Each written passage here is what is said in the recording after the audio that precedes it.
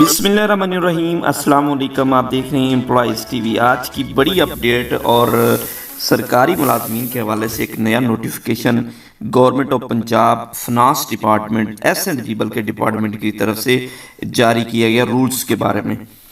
اچھا، اس میں دیکھیں کہ ایسے تمام ملازمین جو سکیل 1 سے لے کر 8 تک کام کرتے ہیں تو ان کی پروموشن ہوتی ہے، ان سروس پروموشن 20% جو کوٹا ہوتا ہے اس کے تحت کی جاتی ہے۔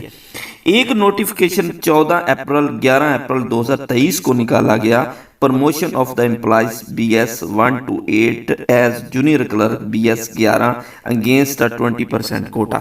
اب اس میں وہ ایک چیز بتا رہا ہے کہ جو بندہ بھی اپلائی کرے گا 1 to 8، جو بھی ملازم اپلائی کرے گا سکیل نمبر 11 کے لیے پروموشن کے لیے 20% کوٹا میں، تو اس کے لیے اس کی جو بیسک کوالیفیکیشن ہے وہ کم از کم میٹرک ہونی چاہیے اور وہ بھی سینکڑ ڈویژن میں ہونی چاہیے۔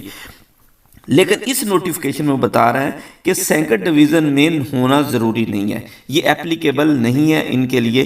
باقی چیزیں اس نے 2-3 اس میں بتائی ہیں کہ 3 سال کا ایکسپیرینس ہونا چاہیے، 25 ورڈ پر منٹ آپ کی سپیڈ ہونی چاہیے، اور ACRs اور نو ڈیمانڈ نو انکوائری ہونا چاہیے۔ اس حوالے سے ایک وضاحتی جو لیٹر ہے ابھی حال ہی میں جاری ہوا، یہ 15 فروری 2024 کو ایس اینڈ جی ڈپارٹمنٹ کی طرف سے یہ نوٹیفیکیشن جاری ہوا، جس میں سکیل 1 سے لے کر 8 تک کے ملازمین کے حوالے سے پروموشن کے حوالے سے اس میں اس نے پوری ڈیٹیل جو ہے وہ بڑی زبردست الفاظ میں سمجھائی ہوئی ہے۔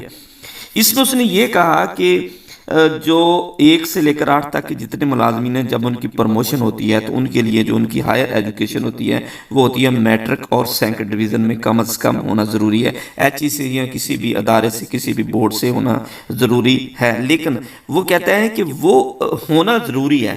اب اس سے پہلے جو نوٹیفیکیشن تھا وہ کہتا ہے نہیں جی آپ کسی بھی ڈویژن میں ہو، آپ اس پہ اپلائی کریں تو آپ کو پروموشن ہو جائے، لیکن اس میں وہ کہتا ہے کہ وہ جو نوٹیفیکیشن نکالا گیا تھا وہ صرف نکالا گیا تھا ان ملازمین کے حوالے سے جو ایس اینڈ جی ڈپارٹمنٹ میں کام کرتے ہیں۔ ان ملازمین کے لیے یہ آپشن تھی کہ وہ میٹرک اگر سینکڑ ڈویژن نہ بھی ہو، کسی میں ہو، تو وہ ضروری نہیں ہے، وہ میٹرک ہونا چاہیے اور ان کے لیے وہ ان کی پروموشن ہو سکتی۔ لیکن اس میں اس نے بتایا ہے کہ کم از کم آپ کی سینکڑ ڈویژن ہونی چاہیے۔ اس کے علاوہ جو باقی شرائط ہے 25